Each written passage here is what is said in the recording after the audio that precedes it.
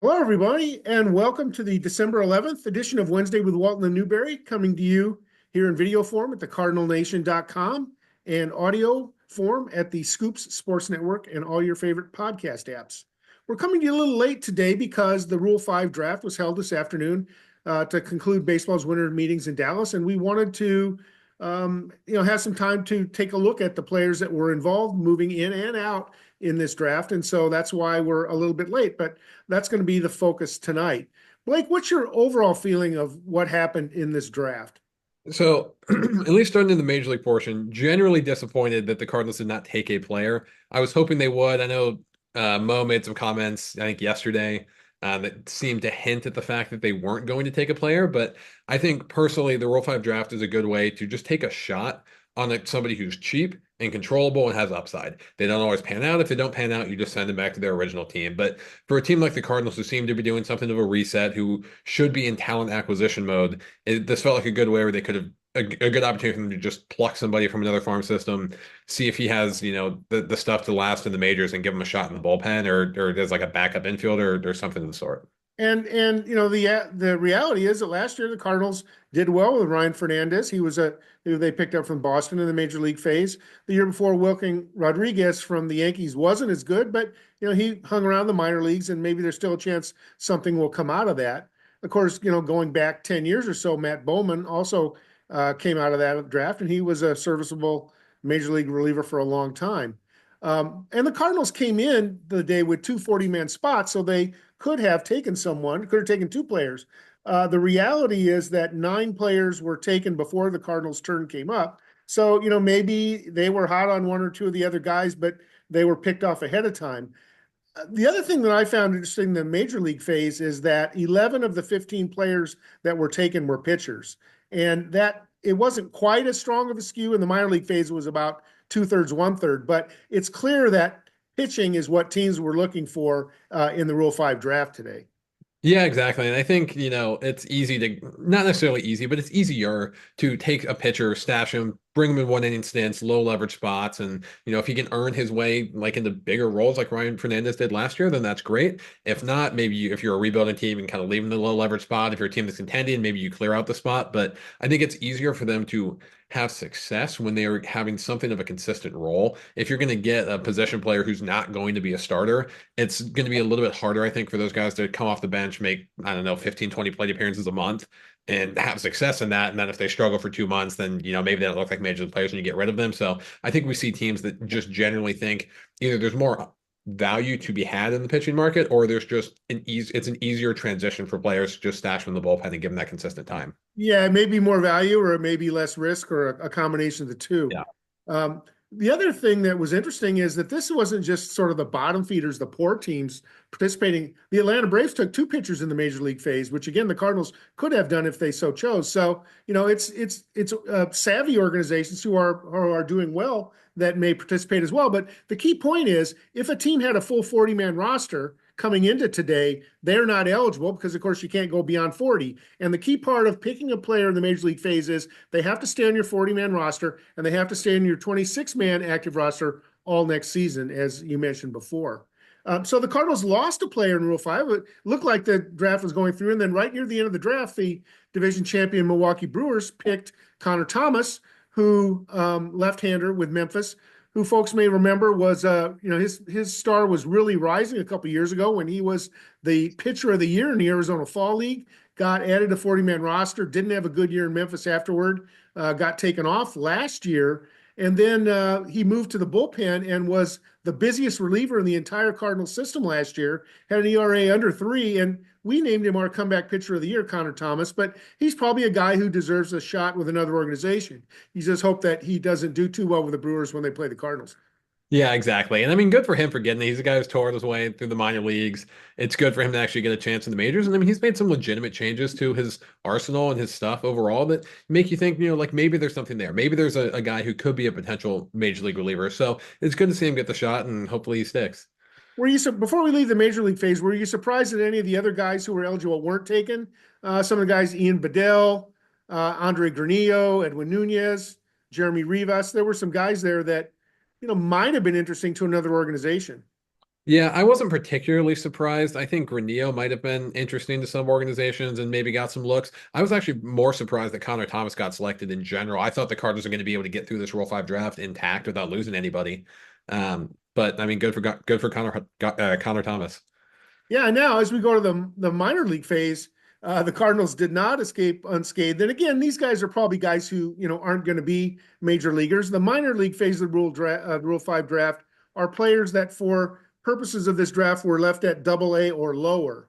And these players don't have to be returned to their prior organization.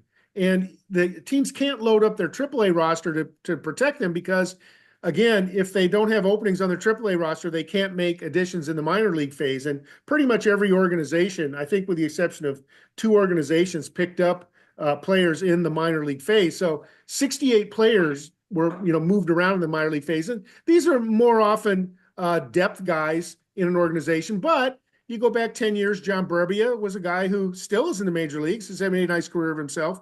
And the Cardinals picked him up in Rule 5. So, there once in a while you get a guy. But the Cardinals, lost 6 players in the minor league phase of Rule 5, including Trent Baker and Brandon Comar, both of whom had reached AA and were starting pitchers. Again, any surprises there? It's always hard to be surprised, I think, in the minor league Rule 5 draft because you look at teams and they take a variety of approaches to it. Like some teams will look at a player and say, like, maybe he has stuff that we can mold into being a good player. Or maybe they just have a gap in their AA rotation. So a guy like Trent Baker looks appealing because he can go in and plug some innings for them until somebody who's younger is ready for the role. So it's always hard to determine. I was surprised by the sheer number of players that were taken from the Cardinals organization in that portion of the draft. I figured there would be some, but 6 just felt like a lot. Yeah. Last year, the Cardinals also they picked up a couple of middle infielders who are serviceable. Did a nice job down Palm Beach. John Frank Salazar and Miguel Villarroel, especially. So again, there may not be a lot of future major leaguers here, but there are guys who can, as you said, fill in spots in the organization and contribute. So let's talk about the 4 players that the Cardinals picked up in the minor league phase of the Rule 5 draft. The first gentleman that they picked up is a left-handed pitcher from the Yankees organization, and I'm going to make sure I get his name right. Odanier Mosqueda. Yes. Mosqueda, excuse me. Odanier Mosqueda, left-handed pitcher from the Yankees. Yeah, thank you for that pronunciation because I was going to do a whole lot worse of a job there. But he's, nothing really stands out from a stuff perspective from him. But he's really interesting when you start to dive in a little bit. He's something of a crossfire lefty, kind of a three-quarter arm slot guy, and his stuff isn't really explosive. And he's actually missed a good amount of bats in the minors. And I think a lot of that is attributed to one thing in particular, which is something that we can call horizontal approach angle. And in layman's terms, it just means that basically he comes from a relatively low arm slot as a lefty, stands all the way on the first base side of the rubber. So when he pitches to lefties, it's almost like the pitch starts behind their back and cuts all the way across their body and across the plate. So he's had a ton of success against left-handers. I mean, I think last year he had a 460 or a 463 OPS allowed versus lefties, 785 versus righties. His strikeout rate against lefties was 39%. He's a guy who's had a ton of success in AAA, the highest level of the minors, against lefties. So I think the Cardinals see him as a guy who, he can do one thing very well. If they can get him to get outs against righties, then you look at a potential major league bullpen arm. And I think there are some things that you look at with him, especially when he's pitching to righties, leans on the sinker and the slider a little too much. Those are pitches that generally have reverse or not reverse splits, but they have larger splits than normal. And as a guy who has a decent enough four seamer and a decent enough curveball, he really should be trying to mix those in more against the righties and let the sinker and slider work against the lefties. So I think there's something to work with here. I think at the very least, you have AAA bullpen depth, but if he hits and he makes some changes and actually starts to get outs against righties, then he's a guy who you actually could look at as a major league reliever. And the downside, and of course, all these guys are available for a reason. This year, he had a 7-1 record, held opposing batters to a 202 batting average, struck out 11.7 per 9. Pretty good. But then you look at his walk rate, almost 5 per 9, and that's a problem that's plagued him throughout his career. So there's no guarantee about this guy, but as you said, he's the only guy of these 4 that they picked up in the Rule 5 who has significant AAA experience. He'll be at Memphis, and left-handers always find a way to get in the mix. It seems like. Yeah, exactly. And I think a fool's errand to always to think that a minor league Rule 5 guy is going to make it to the majors, but I'm just saying I think there's a legitimate, viable path for him getting there. Not that he will get there, but you can kind of see the building blocks of a major league reliever if he can kind of overcome his issues against righties and his lack of control. Right. Second player the Cardinals took in the second round of the minor league phase, right-handed pitcher Angel Gonzalez from the Cubs roster. He was on the Double-A roster for Rule 5, but the 22-year-old really had been at High A down in South Bend, which is level same as Peoria. He's been there the last 2 years, a reliever, ERA over 8, so it's been a problem. 75 strikeouts in 60 innings, but 58 walks in 60 innings. Yeah, this feels like a little bit of a scouting pick to me. It's something of a dart throw. He's obviously the control is not good in the slightest, and you almost think the Cardinals maybe scouted him and think that there's something that is potentially fixable there because he has a long way to go to even being a guy with bad control. Like he's probably 20 grade control. He has a long way to go to even get to like 30 or 40. So that's going to be a work in progress. It's hard to find any information on him, but I know that Eric Longenhagen of Fangraphs was not like super high on him as a prospect, but he did have him throwing like mid 90s with his fastball, touching the upper 90s, and having a hard upper 80s mile per hour slider. So it seems like the building blocks are there from a stuff perspective. It's just he's going to have a lot of work to actually be a viable and usable pitcher. The third select, and that was Angel Gonzalez. The third selection the Cardinals made is another right-handed pitcher, Jawalme Ramirez from the Mets. And the Cardinals got a good chance to see this 23-year-old in the Florida State League because, of course, they're the neighbor of Palm Beach and are in the same division. This young man, 23 years old, started in the Dominican Summer League. He was right in that time when COVID came, so he didn't get to start till 2021, but he blew that league away at 0.84 ERA. Sorry, the Florida Complex League, excuse me. In 2022, he had a 0.84 ERA and was pitcher of the year. So, obviously was doing very, very well in rookie ball, but found a little more difficulty in Class A. But this last year, 3.58 ERA. But again, walks are high, strikeouts are okay. They did think enough of him, the Mets, being they sent Jawalme Ramirez to the Arizona Fall League, and he had a 4.50 ERA down there, 10-to-1 strikeout to walk ratio, but batters hit 300 against him. Yeah, it was a little interesting. You kind of look at his career path this year, and it's almost weird that he was available to be taken in the minor league version of the Rule 5 because he started in Single A, pitched well enough to get a promotion to High A, pitched moderately well in High A. They even gave him an inning at Triple A to finish out the year, and then sent him to the Arizona Fall League. That typically feels like the trajectory of a guy that the organization is relatively high on. So the fact that he was even available in this portion of the draft felt a little weird to me. So I mean, good on the Cardinals for picking up a guy who's at least had success. Obviously, he's going to have some issues to work through. But I think when you look at him, he screams reliever to me. I don't think he's ever really going to be a starting pitcher. But there's some like actual things to work with. His slider is actually very much like Andre Granillo's slider. It has the same like kind of weird like rising profile. You typically see sliders that sink. His slider actually has a little bit of riding life to it, and it misses bats because of that. And then he's got a fastball with like 19 to 20 inches of riding life on it, admittedly from a high slot, but you could see the makings of a fastball slider combo there as kind of a one inning shorter stint reliever going forward.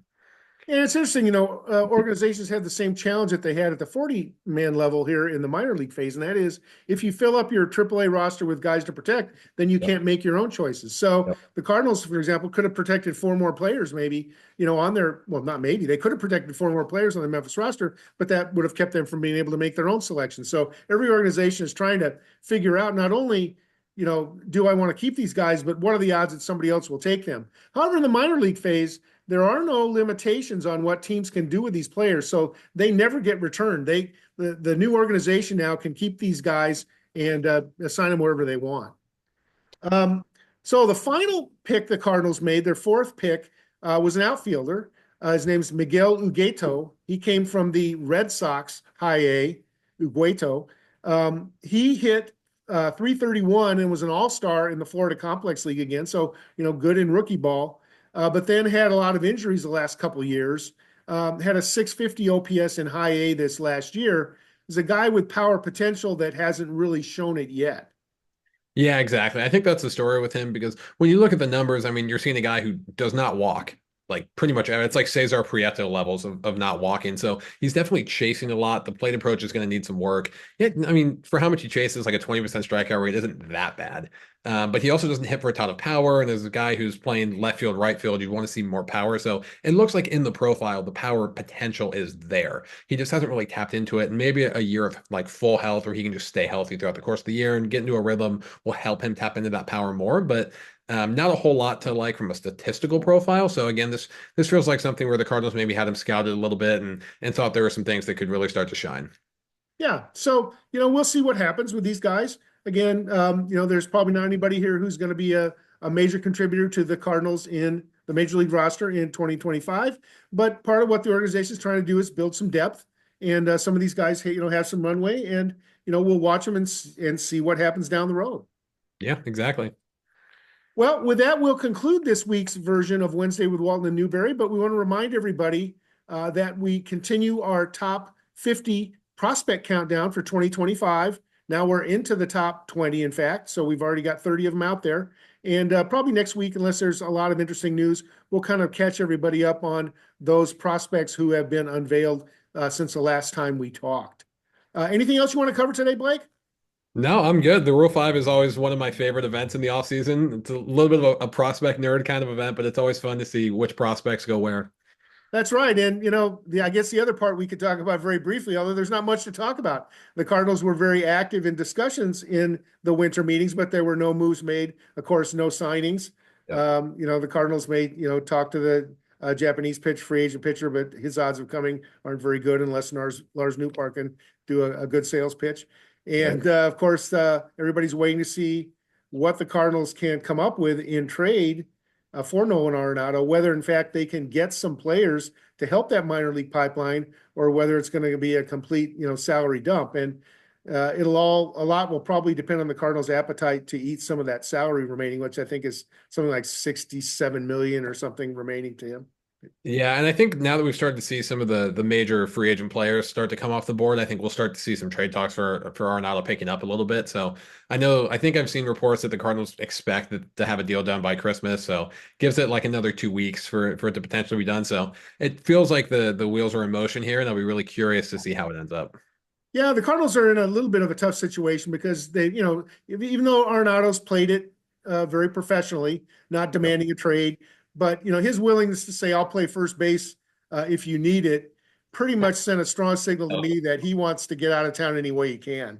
Yeah, exactly. And I mean, it would literally make zero sense to put Arenado at first base. His bat is declining. The glove is still good. Like the defensive value is really what you're buying with him. So him moving to first base, you're right. I took that as kind of the same signal that he really just wants out. He wants to go to a team that's going to be winning consistently for the next couple of years. So feels like the Cardinals don't have a ton of leverage with how public that is. So, hopefully they can at least make do and get the best return they possibly can. Right. So we'll watch that in the hot. That may be the most excitement we have this winter in the Hot Stove League. I still think the Cardinals could sign some depth guys, a few veteran type of guys, but it's probably going to be later in the offseason when prices go down and guys get a little less particular about where they want to play and how much money they want. Yeah, and I think that'll be an interesting part of this is I wouldn't mind the Cardinals bringing in some veterans, on 1 or 2 year deals who would be tradable at the deadline if the Cardinals really are going to go to that reset mode and they're not going to really be in the playoff hunt at the deadline. It feels like a good way where you're almost buying prospects. If you go buy a reliever for 1 year and $6 million and he pitches well, you can flip him at the deadline for a prospect. And it's a decent way to get value if you don't see yourself in the playoff picture at that point. Yeah, I think relief is much more palatable than offense. We saw this last year, with Matt Carpenter and of course the shortstop from San Francisco, that they took up a couple, Brandon Crawford, that they took up a couple of roster spots and really limited the flexibility to do much. But as you say, the bullpen with 7 or 8 guys down there, that's an ideal place to potentially have that kind of player. Exactly. I think we see the Cardinals have something of not exactly a surplus. They have a lot of like good young hitters. I don't think they're necessarily in the same boat with pitching, with having like a bunch of good young major league ready pitchers. So again, it feels like a place where you kind of trade some of the veterans out of the lineup, like Arenado. You shift some things around. You let your young hitters play, and then you can kind of bring in some of these veterans to supplement the pitching staff, and maybe you can flip them at the deadline and get some prospects for them. Yeah, one of the other things that we'll talk about at some point in the offseason perhaps is this interesting logjam that's occurring at or going to occur at AAA with the starting pitchers. Part of the reason why Connor Thomas, ended up in the bullpen was all these pitchers that the Cardinals brought in at the trade deadline last year in 2023, and there weren't enough starting berths. Now, obviously Adam Kloffenstein's out of the picture now, but there are still like 7 guys, if you count Roddery Munoz, who they picked up on waivers, who look like they're AAA, starting material before Tink Hence and maybe even Tekoa Roby. So the Cardinals, still have a lot of bodies, but as you said, other than maybe McGreevy, they're not ready. It doesn't appear they're ready for the major leagues.